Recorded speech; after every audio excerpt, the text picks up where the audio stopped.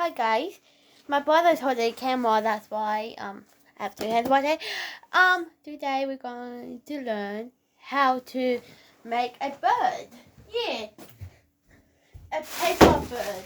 You see, I have two white hairs. This one's finished. I'm finished this at school.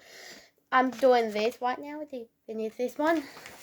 Let's start with this paper. So first thing first, you have to fold like this.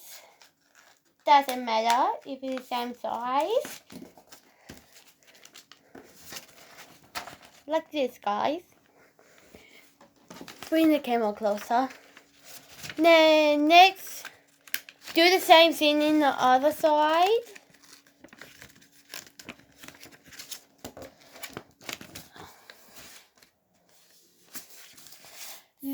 This video might be quick because it's very easy to make a bird. Then fold it like this. And a way to make the mouth open to do this. Now you have a little bird. The mouth will open. Well, actually, I'm going to show you this one. The mouth really opens. Yeah, I got 3 of those. The other 2 is for my brothers, anyways. I hope you like the video. And if you like to try this at home, you can. Bye.